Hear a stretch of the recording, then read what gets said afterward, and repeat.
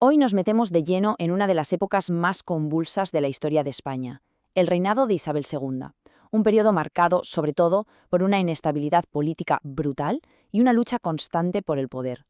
Imaginaos el verano de 1854.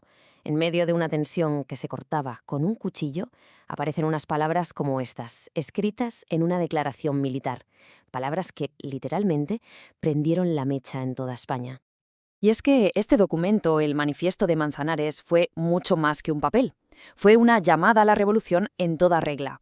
Pero, ¿qué estaba pasando en el país para llegar a este punto de ruptura? ¿Qué había detrás? Pues vamos al lío. Vamos a situarnos justo en el momento en que todo estalla. Un levantamiento militar que se conoció como la Bica Albarada y sobre todo en el manifiesto que le puso palabras y alma a esa rebelión. A ver, oficialmente lo firma un general, Leopoldo O'Donnell. Pero ojo, que la mente pensante detrás del texto fue un político jovencísimo y muy astuto, Antonio Cánovas del Castillo.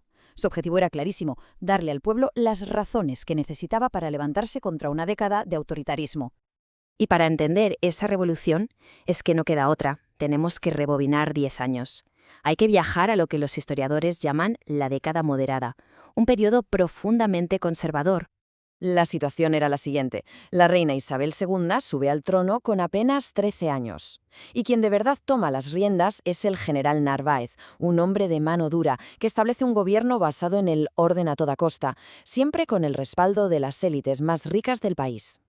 Y en muy poco tiempo, vamos, en apenas unos años, los moderados le dieron la vuelta a España como un calcetín.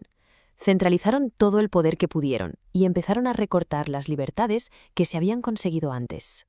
Este sistema se basaba en varios pilares clave. Por un lado, una nueva constitución que daba más poder a la corona y menos al Parlamento. El voto estaba restringidísimo, solo para los más ricos. Crearon la Guardia Civil para mantener el orden, sobre todo en el campo. Y además se hicieron muy amigos de la Iglesia, devolviéndole poder e influencia. El resultado, un sistema que funcionaba para unos pocos, mientras la gran mayoría se sentía totalmente excluida. Y el resentimiento, claro, no paraba de crecer. Pero volvamos al Manifiesto de Manzanares, porque no era solo una crítica, no, era una hoja de ruta, un plan detallado para construir una España radicalmente diferente. Y aquí se ve clarísimo el choque de trenes entre las dos visiones. Mientras los moderados querían una corona fuerte y un control centralizado, los progresistas hablaban de soberanía nacional y poder para los ayuntamientos. Unos ponían el orden por encima de todo, los otros la libertad individual. Era, en definitiva, un enfrentamiento total de ideas. La cosa es que el levantamiento popular fue un éxito tan rotundo que a la reina Isabel II no le quedó más remedio que ceder. Tuvo que llamar al gran héroe de los progresistas, el general Espartero, para que formara un nuevo gobierno. Y durante 2 años, que fueron muy esperanzadores, se desató una auténtica oleada de reformas. Se intentó redactar una constitución mucho más liberal, se recuperó la milicia nacional, se impulsaron leyes para modernizar la economía con el ferrocarril, se intentó en definitiva cambiar el país de arriba abajo.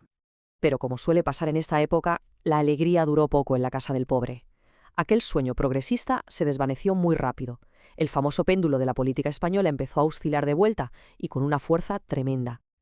Y aquí viene el giro de guión. Resulta que el general O'Donnell, sí, el mismo que había firmado el Manifiesto Revolucionario, dio un golpe de Estado en 1856 contra el mismísimo gobierno progresista que él había ayudado a crear.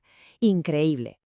La solución de O'Donnell fue crear un nuevo partido, la Unión Liberal. La idea era, buscar un punto intermedio, una especie de centro político entre los moderados más autoritarios y los progresistas más reformistas. Quería estabilizar la monarquía mezclando un poco de orden con algunos principios liberales.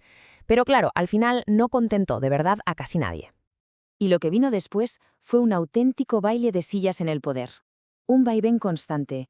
Ahora gobernaba O'Donnell con su centro, ahora volvía Narváez con los conservadores y lo deshacía todo. Luego otra vez O'Donnell.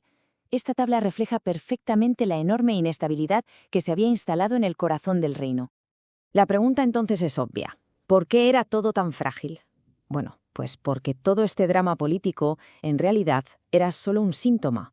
El problema de verdad estaba mucho más abajo, en las debilidades estructurales del propio Estado. Y aquí llegamos a una de las claves de todo este periodo, la famosa desamortización. ¿Qué era esto exactamente? Pues para que nos entendamos, era como una especie de subasta gigante a nivel nacional. La idea de los liberales era quitarle tierras a la Iglesia y a los ayuntamientos para venderlas y, con suerte, crear una nueva clase de pequeños y medianos propietarios que impulsaran la modernización del campo. El proceso era sencillo. El Estado se quedaba con las tierras, las sacaba a subasta pública y se las vendía al mejor postor. El plan sonaba bien en teoría, pero en la práctica, bueno, el resultado fue justo el contrario de lo que se buscaba. Los números no mienten. ¿Quién compró de verdad todas esas tierras? Pues la inmensa mayoría fue a parar a manos de la burguesía y la aristocracia que ya tenían dinero y poder. En lugar de repartir la riqueza, la desamortización la concentró todavía más, reforzando a la élite de siempre.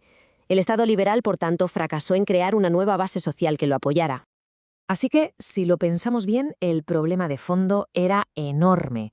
Teníamos un sistema político construido sobre unos cimientos de barro, una economía agraria y atrasada, una base social pequeñísima que lo sostenía y una reforma agraria que, en lugar de solucionar problemas, los hizo más grandes. Todo esto creó un polvorín social que acabaría estallando.